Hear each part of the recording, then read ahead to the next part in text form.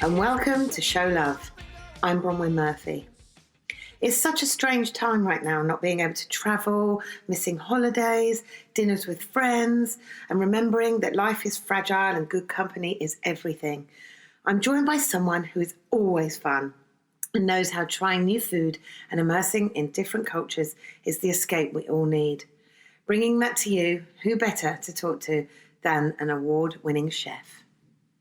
I'm joined by Matt Tebbutt, that cheeky posh boy, who's pretty good at cooking. I grew up in a place called Cwmbran. Yeah, but listen to your voice. Cwmbranistan. We all need a bit of you right now, Matt. Firstly, because of your naughty grin to cheer us up. Secondly, because the world's gone mad around us. Crazy. And you say it how it is. Yeah. And thirdly... Well, that doesn't get me work. Yeah, but that's why we love you. And thirdly, because I want to pick your brain about food and travel. Okay. Yeah? Good, let's do it. Let's do it. Make it professional. No, it's nice that it's not professional, though, isn't it? Many of us aren't able to go anywhere right now, and you could gift us some tips about how to bring the world home. Oh, okay? my God. But first of all, let's talk about you. Okay. You were born on Christmas Eve. Yes. Oh, that's lovely. You were like a little Christmas gift. Like a little saviour. Yeah, you were. Although my mother might disagree with that because she had to spend the whole Christmas in hospital. Oh, yeah, that's true, but what a lovely gift. Yes. Yeah, What, I mean, you gifted the world when you came along. What a treasure. And all the housewives that love you. And then you very shortly moved to South Wales. Yes. And you went to a very good school. Look at you in Newport, right? Newport. I knew fuck all about you. Apart from you were naughty about a week ago.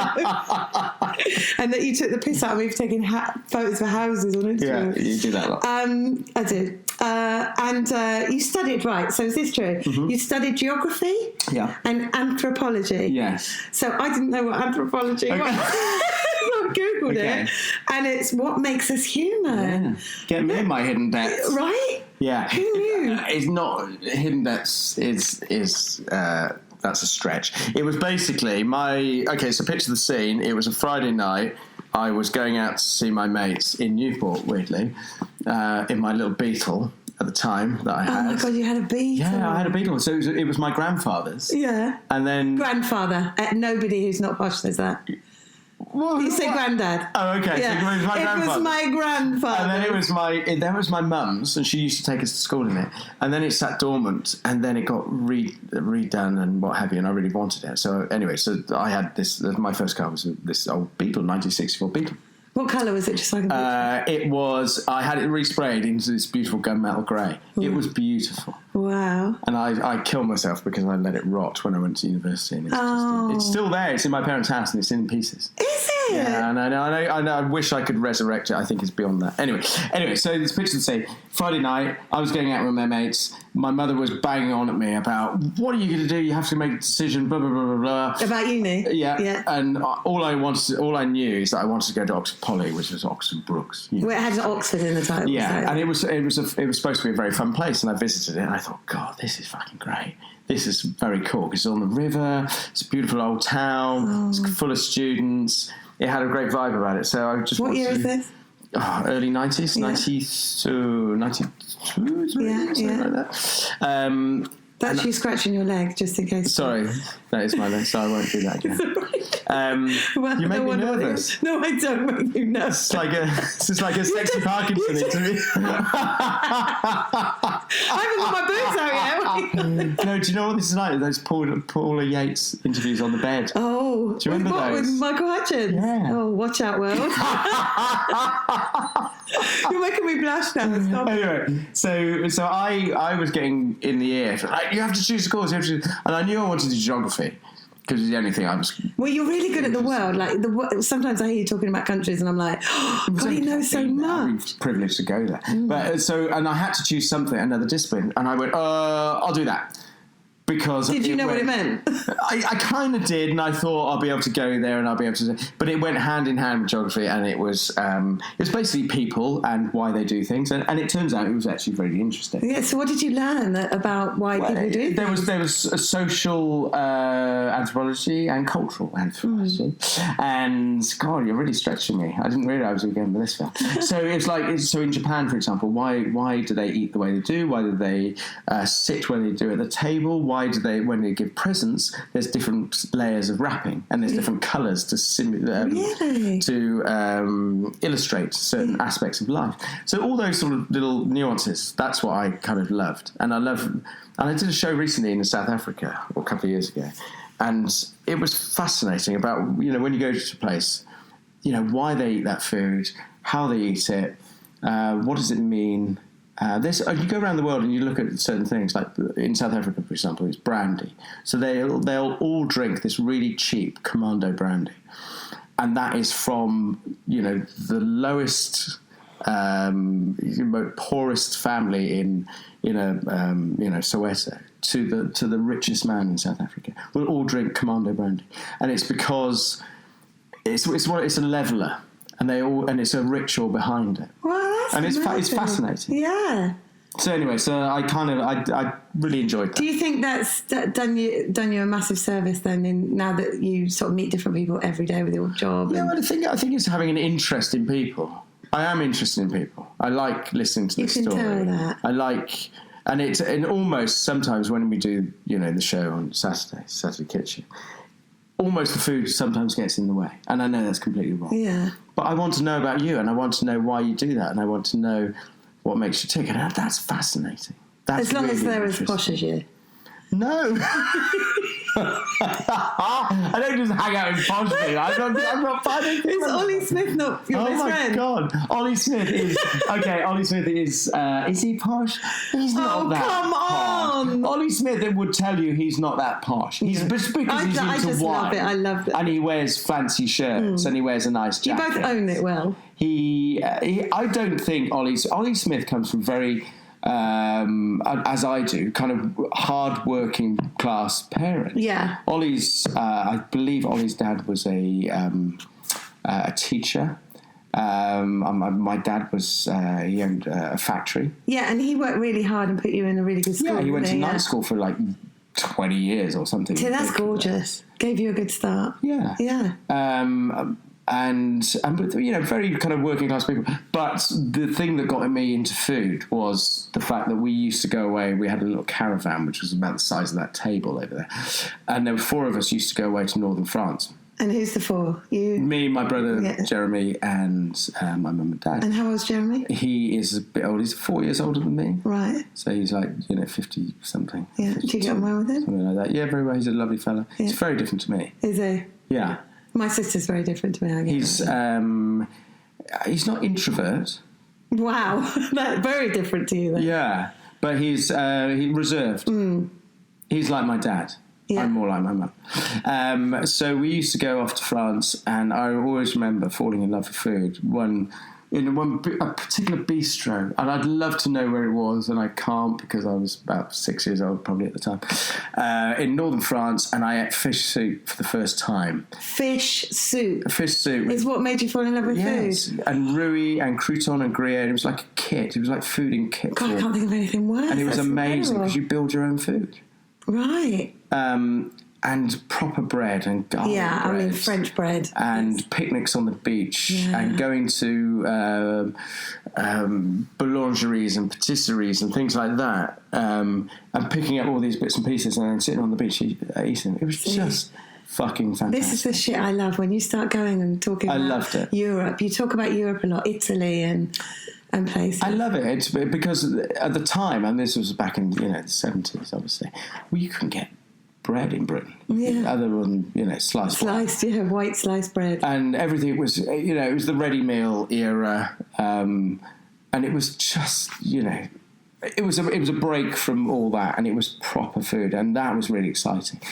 So then after uni, you were in the Air Force, were you? No, so I grew up with a love of food. Yeah. And then, obviously, because, that's me, and that's a lot of people. I wanted to be an astronaut. Or I wanted to, when a cocktail came out, I wanted to be a bartender. Oh, right. And then Top Gun came along. You I thought, that's for me. Brilliant. So you want to be Tom Cruise, basically? Yeah, well, no. Not so much. Who follows me on Twitter? Does he? You know he does. I told you, didn't I tell you that? Oh, yes. Me and my showbiz It's not about you, this. No, so go on. I mean, it's not about you showing off. Wow. So anyway, I loved the idea of flying from an early age, and I wanted to go into the Air Force. So my grandfather was in the Air Force, and I thought I want to do that. So I went to uni, and there was this flying club I discovered called the University Air Squadron. And I thought, I want to do that. And they teach you to fly, and it's still going on. If anyone's listening, they still do this. Taxpayers' money. Teach you to fly for free on your days off. Subsidise beer. Great food. Go to a squadron. Subsidised beer, very important. It's fucking ace.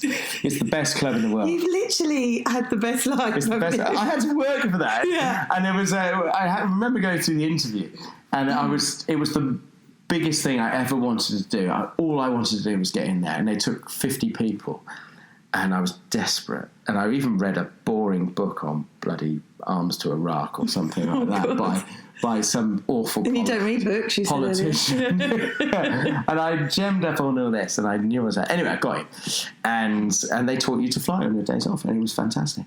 So can you fly a plane then? I had a push. It was a long time ago. Yeah, that's amazing. Have you never wanted to do that again? Yeah, I'd love to, but it's really expensive. Yeah, didn't you just get on the wings of a plane a while back? What was that for? That was for the RAF Association. Oh, you're so good. And it was that was incredible. That's another story. Yeah, sorry. So anyway, wait. So I always wanted to go into the Air Force, and they taught you to fly, and it was fabulous. And I still have a lot of friends who have been through it, and they're still in it, and they are very high ranking, and it's fabulous. And it's funny how you leave that life when you're 20 something.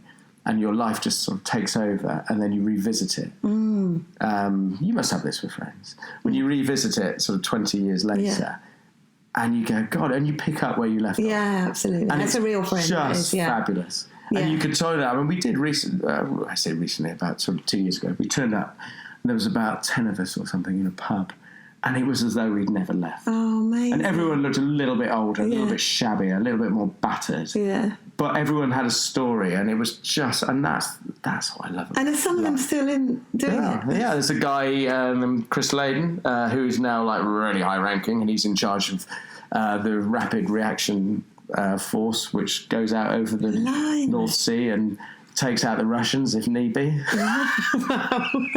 I'm sure. You just named him as well.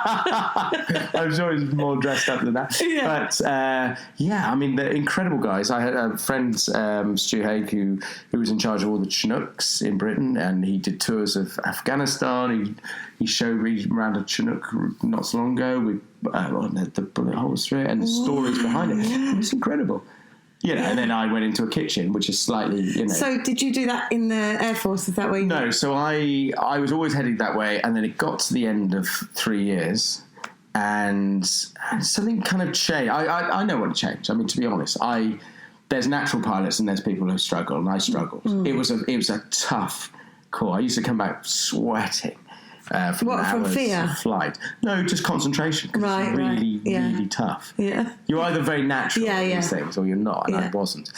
And I kind of fell back in love with food. And at the time I had a girlfriend in London, and I used to go and see her, and we used to go into Soho. And back in the early 90s, Soho was just coming out of the sleazy sex den into more of the the food and the hospitality kind of region, and that was the area to go to. And I remember going there and looking at restaurants. There was restaurants called Soho. There was Anthony Ward Thompson's DeLuga, and it was magical. And then Conran came along, and the theatre of restaurants took over. Mm-hmm. And it was, you could sit at a table, when you watch a beautiful restaurant in action, and the waiters are gliding around, and the food arrives at the table, and it's faultless, and it's theatre. Yeah. And that is what I fell in love with. So I went that way. Yeah. And then what Can I happened? take a breath now? It's great. Are you knackered? Having just done a live show. Right, so Yeah. God, we skipped a few questions. This is incredible. You're very good at this. So you studied with some big chefs, right? Yeah. Tell us a little bit about that. Okay, so I did a year in London as a grounding with Pre-Leith College, Leeds, and it was fantastic. Everyone slags off catering colleges, and that's nonsense. That's snobbery. It gives you a grounding. You can walk into the kitchen, but you have to remember you're going to walk in at the bottom too. Why do they slag them off? Because it's you're seen as the posh boy who pays money to go to a catering college. Yeah, nobody sees you like that. Apart from you and everyone else. So I put that into doing a year at Leeds. But what at where? Leeds? Leiths. Leiths. Through Leith. Right. Oh, right. In London. So I did a year there. It was brilliant. It gives you amazing grounding, and I'd recommend it every time. Can I just interrupt? I know it's not about me. Yes. But my son has just told me he wants to be a chef. So is this a good... Push him off? No. Do you want me to put him off? Would you want? Well, it depends. You're telling me how brilliant this is. No, it's listen. I'm sat here waxing lyrical, and I'm very excited about it. And yes, it is. It's a tough gig. It is. It's a really tough gig. I got lucky. Yeah. I got very lucky. It's not just luck, though, is it? There's a lot of luck involved. You're quite but that's talented. all life. You've worked bloody hard as well. Though. Yeah, but there's a lot of chefs out there who work very hard as well. So what is the bit that makes it? I have no just idea. a little sprinkling of luck. Exactly. That's exactly what I think. Yeah.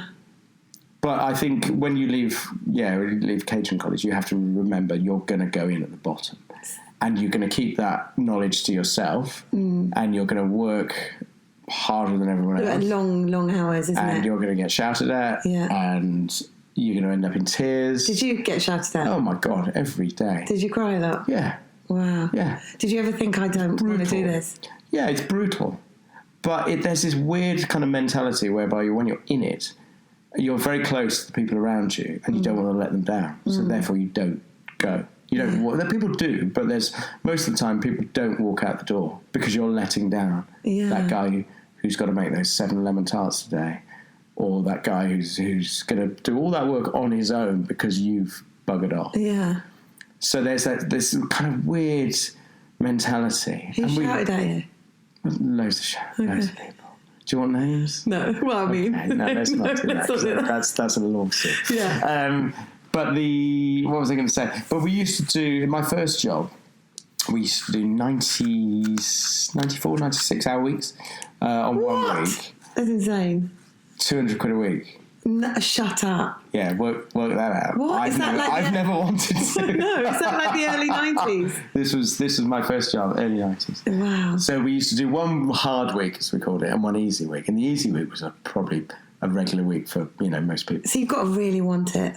You've got to really want it. But when you're in it, it's brutal. But the end of it, when you go for that beer on a Friday, we used to finish our shift on a Friday at about 5, 6 o'clock. And we used to go for beer, and we'd sit around near Piccadilly, and you'd get through half a beer, and people were literally dropping off their seats, just falling asleep. But it bonds you. It's like going through a war. Yes, it does. And do you know what? And I still now, through this business, I see Bryn Williams, and he was with me in the first job, and I was closer to that first mob than I was probably anyone since. Oh, yeah.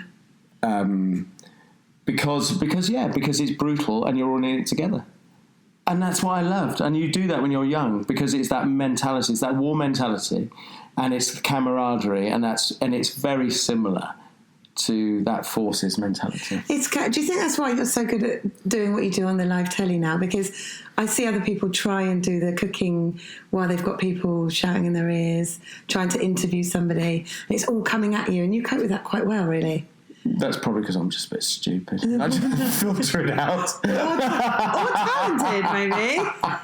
Because you seem to be you do everything with good humour. You want to have banter all the time, which is lovely. Why would you... You don't take it seriously. You don't get stressed. It's not serious. Is it? No, but you could get stressed. Some people get stressed. You get stressed sometimes. I mean, everyone does.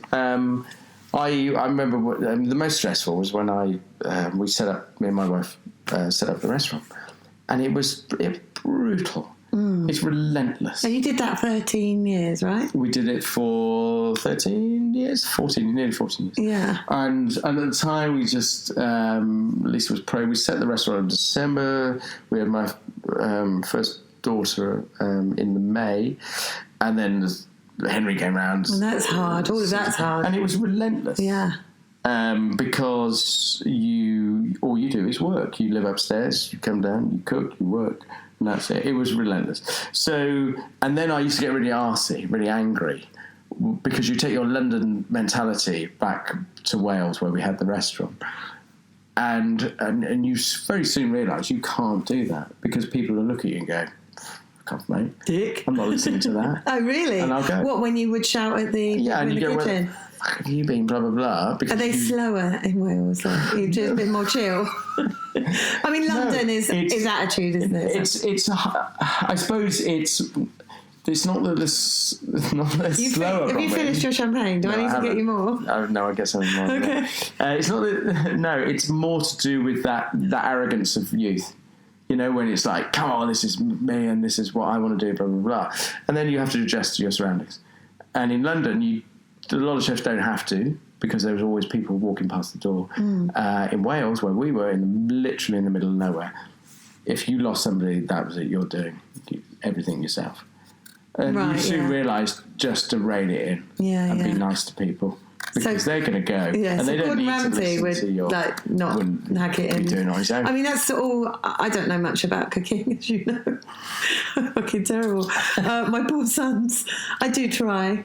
Why did you just look at my hair then?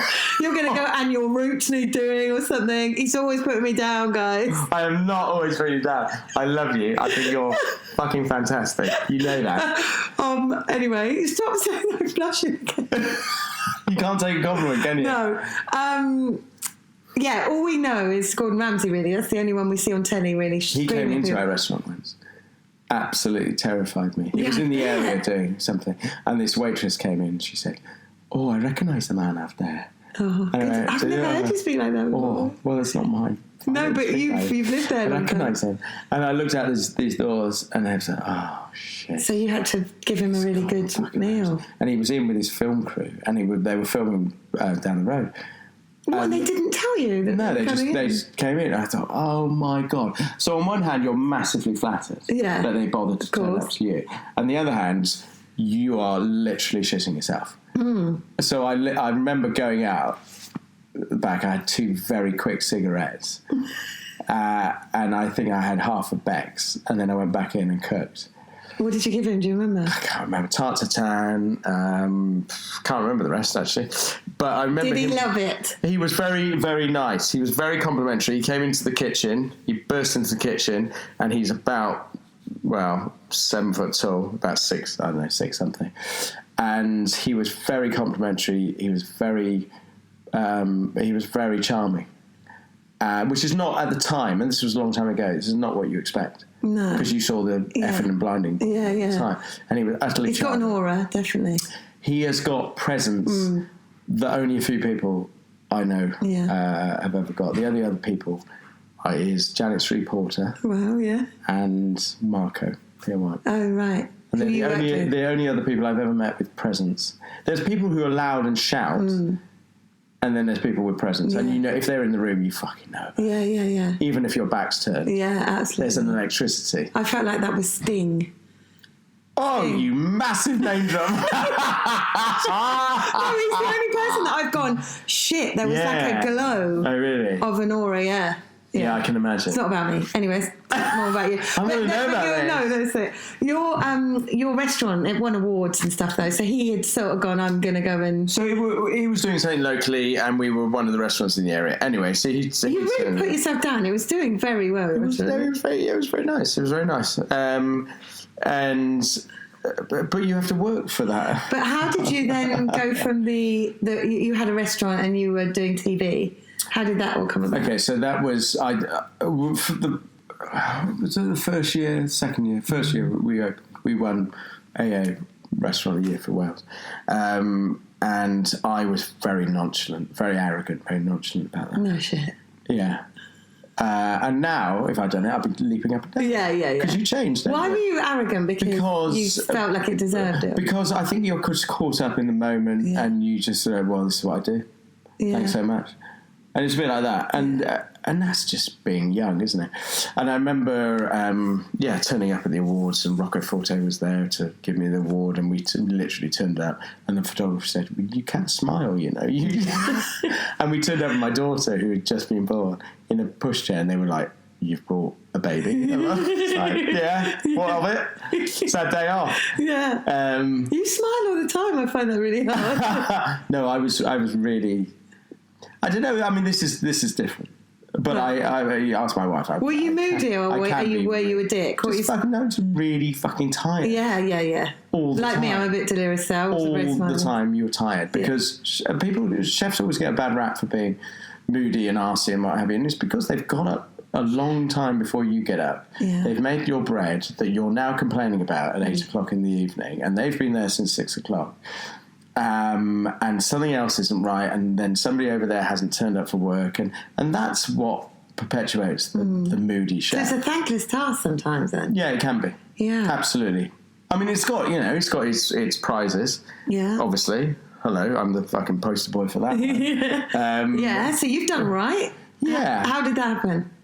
Okay, so we were getting to that. Yeah. Sorry. So anyway, we won this award, and then I did a thing with ITV Wales because we had a picture in the newspaper, and this lovely lady called Kate Miles put me on ITV Wales, which was fun, and then went back to being normal and carry on cooking, and then I had a review from a guy called Matthew Ford, who is one of the judges on the Great British Menu.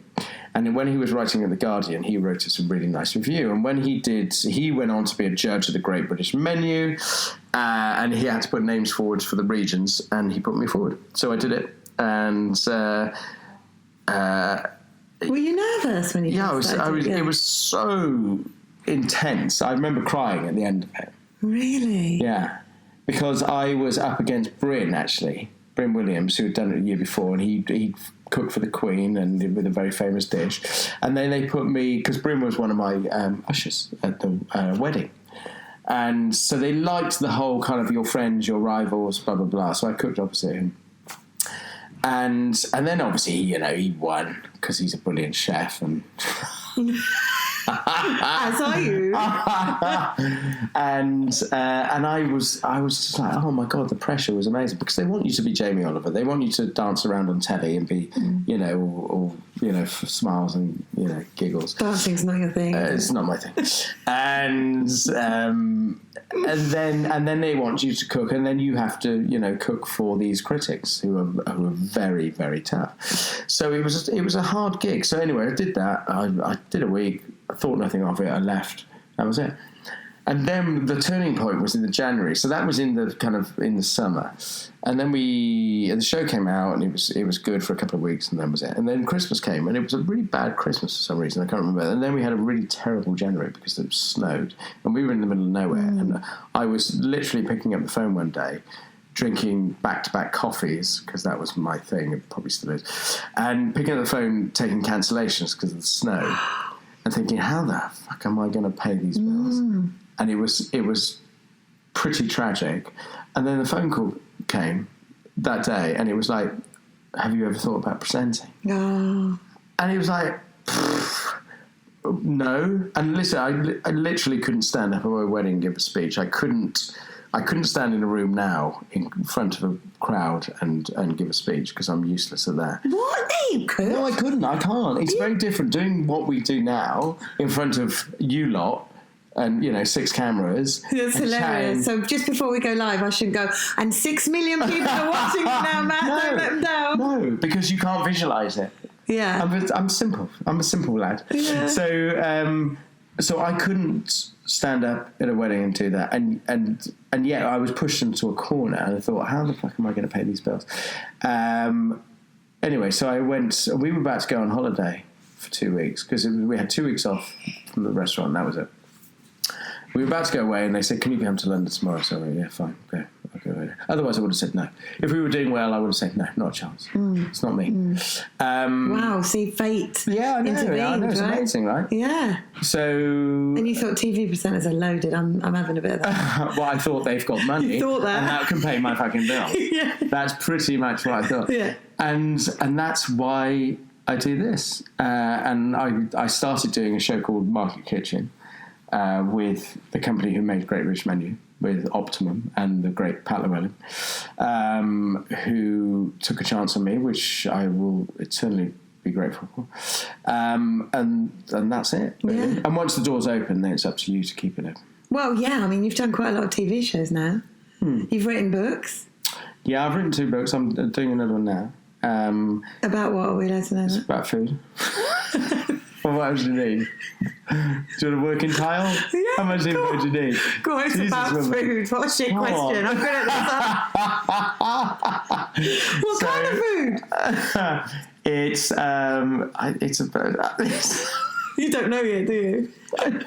Is someone like ghostwriting it for you? No, it's not. No, it's because I can't afford them. Oh, right. God, that's the domain of really big chef. Yeah. No, it's about weekends. Anyway, Okay. Let's not talk about it. Okay, no, fine. Right, so I want to ask you, because I'm not very good at cooking, so I really want you to go basic. You couldn't quite believe how basic I remember telling you when we were doing Daily Kitchen, and I was learning stuff that I'd never known before. Yeah, you were quite excited about that. I was, because it was more basic. What you do is all... I love it when you get excited about something, though. When you actually react to what's going on. Yeah. It's not just for, effect. That's kind of what I'm a bit of a little dog. Yeah, but you're like me. Yeah. You just wear your heart on your sleeve and you just say what you feel. Have I got that tattoo? Is that what, really? Yeah. Yeah, but So you're covered in not. tats. I mean, that... So not, you're disgusting. So what ingredients? Literally, I can't... You disgust got like me. a spider's web on your neck. I fucking haven't. I've got one there. That's it. You should see the way he's looking at me right now. What in my pantry? I don't have a fucking. No one has those apart from Mary Berry, just so you know. No one has a pantry. In my cupboard, what should I have? What basics should I have? Just to start being better at this cooking stuff. You need good vinegar. Yeah. For what? What did you do? Sour element. Right. Stay with me. Okay. Salt. I'd go salt, vinegar, sugar. Balsamic vinegar or no? No. Right. Vinegar, like a white wine. Right. Or a red wine vinegar. Yeah. Salt and sugar. So you've got the sweet sour element there. Yeah. Sugar, again, you use that like salt to sweeten things, just slightly. Chili, I'd always put chili in there. And possibly like anchovy kind of. Oh, really? God, your tongue is so different to mine. Anchovies just make me mad. Yeah, but you wouldn't know if you added them to things. You wouldn't know. I wouldn't know, to be fair. But it would give you oh, hello. Yeah. Somebody What's told me that once creeping up on me? Yeah. Ooh. I like the sound of it. See, I've got you. You have me at hello. Somebody told me to put sugar in spaghetti bolognese once, and I did What? it, and it's really nice. Oh, fuck off. That See, sounds that's how terrible. shit I am. That sounds awful. You'll have to Tell you what, though, make spaghetti bolognese with milk. What in what spit? Yeah. In the spaghetti or the In the base, in the meat. with milk. What does that do? Delicious. Okay, how much milk are we talking? Just like you would wine. Yeah, I don't ever put wine in anything. Okay, no. so put milk. So when you brown your meat and you've got all your veg, livers are good. Right. So liver. Yeah. Okay, so smash up a chicken liver in there. Yeah. And then just put like a big glass of milk in there. You just always make it sound so exotic. It's not exotic, it's classic. Yeah. It's a kind of a northern Italian thing. So lots of dairy, and the milkness gives it. It breaks down the meat because there's clever enzymes into the meat. It's quite technical, all of this. It is really, it is. It's very sciencey food, and it's way beyond me. And I remember my flatmates in uni gave me a Raymond Blanc cookbook. And down the side of the page on every recipe was the science behind it, and it was so clever. It was so readable. Really? Have you still got that book? Yeah, I have. Yeah. What's your go-to book? Is that the one you use the most? That's up there with them. And it was lovely actually because he came on the show and I made him sign it. Wow. And that was really nice. So that's kind of go full circle. Yeah. 25. Somebody will do that to you one 25 day. years later. With this new book I'm bringing out. 25 years later. That was a real nice moment, actually. So my go-to books, that one. I think it's called, what was it? How was it called? Food for Friends, was it? Nigel Slater, all the time. And what restaurants have you been in that you'd say are the best you've ever been in? What, worldwide? Yeah, worldwide. Wow. I like a good Chinese. Right. I like a good, I love a good Chinese. What's the best Chinese that you've ever been in then? Well, that would be, there's two in London. Cool. To be fair. Are we allowed to name them? There's, you are, right? There's Hunan. Yeah. In Pimlico. Yeah. I think you've already mentioned this one to me, actually. Which is brilliant. Yeah. And you don't know what you're getting, and you sit there and they give you like 14 courses of food, and it's really good. Definitely. And then there's A1, which is another level. And where's that? It's incredible. It's around the corner, actually, in Pimlico. Just for the A1. Welsh. Name a good one in Wales. Oh. Because there'll be some Welsh fans listening. Okay. Riverside Cantonese. That's where I go in Cardiff. Is it? Yeah. So the fans might be able to see you in all and these. that is, that is I think the best Chinese restaurant in Wales, or certainly in Cardiff. So I love Chinese. God, I mean, go to south of France. It's more about, to be honest, it's more about the setting and the company and. Yeah, who's with you? Everything. Yeah. It's not just the temple of food. But there are some you go to that you're like... Yeah, no, sure. There's places. I remember a place called the Test Kitchen in South Africa, which was just phenomenal. And it was, it was one of those places. And there was a place in France, in Paris, the same, where you look at food and you go, God, that's clever. Mm-hmm. I don't know what you're doing. That's so clever.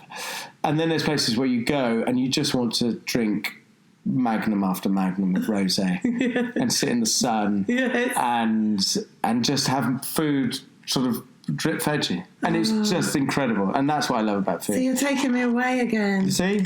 But there will be millions of people now that can't travel, so we need to bring this food to our houses. How do you do that? How do you do that? I mean, like, for somebody like me who can't cook for shit. So what do you like? What do you like? I love a roast. Okay. Yeah. We haven't got to travel very far for that. You love meat. Okay, so then you go, right, let's do an Argentinian. No. God. So you get some great Argentinian wine. Right. You get the best fucking steak you can afford, and you can make it really big, and you cook it preferably on a barbecue. Yeah. Without coal. You do it over wood. Right. Forget the coal. You do a simple salsa and a salad. You make it sound so easy. I mean, it is easy. It's chopped tomatoes, it's chopped, coriander, it's chimichurri. Make a chimichurri. Google it. I will. Herbs and garlic and red wine vinegar and But you enjoy it. You can tell you just enjoy it. I love food. I absolutely love food. It's... I think you can fall out. I fell out of love with it. I fell out of love with restaurants for a while when it all became sous vide cooking and everything was in bags and chefs were marathon runners and cooking was more clinical. And now it's going back to actual cooking. Which it's actually great. Back to basics, isn't it? I mean, I think the lockdown and everything showed us that cooking is what makes us all close, and the love of food is basic. And... Oh my God! I mean, during the whole plague, I mean, I used to start cooking at 2 o'clock in the afternoon, 3 o'clock in the afternoon, because it just literally takes up your, the rest of your day, and it's brilliant. I used to love doing that. That and drinking rosé wine because the weather was so good. I mean, we were very lucky. Got me through. Okay, what we're going to do at Christmas? Any tips for Christmas? Because we might be all in our houses again. That's a different... Christmas Day, how do we make it a little bit more special with the food? One tip, Matt. That's all we want. I mean, whenever I get asked that, it's always like, my tip is always, invite nice people over. Yeah. We can't do that now. We can't do that. No. So, what is it? It's just not stress. Keep it simple. Enjoy the moment. Life's too short. It's just food. Yeah. And drizzle some honey on your carrots or something. Drizzle, whatever you want. Get a really fucking great piece of cheese. Get some great honey. Cheese, yes. Get some really good biscuits or some great bread. Maybe make the bread. And that's it. Yeah, that's Make one element. Yeah. And buy great ones. And that's all you need to do. And open some great wine. And I know this sounds all very decadent and what have you. And it's whatever you can... But we can all do that. We can all get a bottle of wine. We can all try and make some bread. Yeah. Everyone can try that. Yeah. That's it. It's not, sitting down to a massive turkey and eating loads of bloody roast potatoes and stuff like that. It's not? Balls of pants off me. No, not at all. What will you be cooking Christmas Day then? This Christmas, I don't know. I love a goose. I do like turkey, but I like turkey legs. I don't know if that's the chef in you or the posh boy. I love I grew up on goose. No, I didn't. I really didn't. I've never had a fucking goose in my life. Geese are lovely. Right. But they are very, very shallow-breasted, Bronwen. Don't bring my breasts into this. Like a girlfriend, they said. They're very... very shallow-breasted, so you don't get a lot on them, but they are delicious. But they're very fatty. Yeah, right. Talking of fatty and breasts, you did say to me earlier that you thought that this was... You went... So the podcast was all about love and sex, I thought yes, because I've listened to them before, and it was all about sex. And you sex agreed to do it. I know, but I didn't know where it was going. Right, okay, so now I know we're going that way. So... How is the love life? Thank you. It's very good, thank you. Yeah, I mean, where else can I go with that? I've been married 21 years. Yeah. Tell us what you want. I'm very happy. Tell me about how you met your wife. I met my wife through her sister. Right. But, tell us the love story, because we all know that. Okay, the love story was that I used to go out with her sister, and then I met her. You used to go... Are you serious? Why did I not like that? Did you used to? So Lisa, who I married... in the end, she used What's to... What's his sister's name? Kirsty. Kirsty, right. So she used to... I used to go with Kirsty, and we used to mess around in Newport. Newport, yeah. With mates and stuff like that. And then Lisa used to run around as the older stressed sister, saying, get in the car, blah, blah, blah. Giving you lists? Yeah.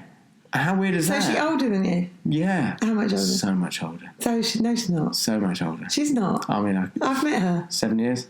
That's nothing. You're right? 7 years though, isn't it? Yeah. Sister's younger. Kirsty's a bit older than me. Sorry about this, 6 Lisa. months. 6 months older than me. You know what he's like, though. and then, so what made you go? So we were friends for a long time, and then I met, and then we kind of stayed in touch, and then I moved to London, and then Kirsty moved to London, and then we used to go, hey, I was in Notting Hill at the time because I could afford it before Richard Curtis brought out the film. Yeah. And Kirsty was in Maida Vale, so we used to hang out, and then Lisa started sort of joining us and going out, and then that was it, really. Tell us the romantic bit when you sort of fell in love. What was the romantic bit? It was just, it was one of those moments where you just go, and I was slightly intimidated. Yeah. You know, when you're like terrified and intimidated. Yeah. And turned on, terrified and turned on at the same time. Yeah. Do you remember that? Yeah. Oof. Not enough, unfortunately. The best setup. Yeah. So it was like that, really. Yeah. So that was 20. How did you ask her to marry you? We were in a place called Thornbury Castle in Bristol. Almondsbury, just outside of Bristol. And it was Christmas Eve, so 23rd. God, I can't remember. The day before your birthday? Yes. And we used to leave, so I'd finish work, because I was a jobbing chef, and we used to go back to Wales to visit the parents. And we stopped over in Thornbury Castle for a night, and it's a beautiful place. And we were having dinner, and I thought, do you know what? And I know what perpetuated it. It was a friend of mine had a really bad accident, and screwed himself up.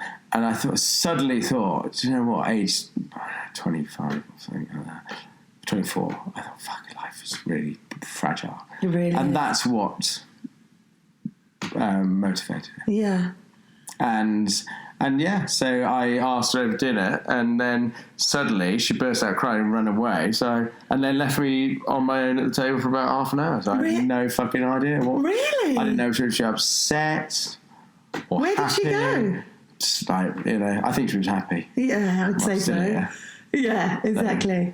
Where did she go for half an hour? I don't know. She's probably phoning her mum and sister. I don't know. I got him. He's mine now. Stay away. Oh my God, I'm so going to regret telling you that. No, you're not. I'll never mention it again. Good on you, Lisa. Yeah, so that was that, really. And now you've got 2 lovely children. Yeah. And you absolutely adore buying presents for your daughter. I do. Yes, so because cute. I look at you and I look at all the cool stuff you've got, like that jacket over there, that camo jacket, and that T-shirt I bought her. Yeah. With Princess Leia on it. It's great. That means I've still got it then. Fight like cool. a girl. Yeah, it's so good. I love that. So yeah, you are literally my role model for my 18-year-old daughter. I'm all right for an old bag. You are. Right, let's give you more champagne. Say goodbye to the listeners. Goodbye. Thanks for listening. Matt, thanks for being so much fun and for cheering us all up. Just the tonic we need. Love you for listening, and don't forget to show love. Thank you to Ollie Trevors for Saucy Naughty Rubbish and Danny Wright for staying in. Thank you to Alex McCardle for sound and edits. And please follow us on Instagram, Twitter or Facebook at Show Love UK. And if you want to join the conversation, please join the group Show Love Podcast on Facebook. Thank you.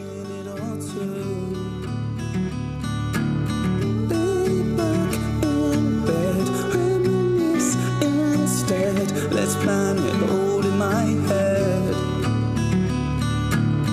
Procrastination, self-stimulation, instant gratification. I'm self-medicating, therapist recommending more meditating, wasted education. I need more admiration, and I don't wanna bother with today. I pretty much missed it anyway. Might as well stay, and I don't wanna bother with today. I pretty much missed it anyway. Might as well stay, and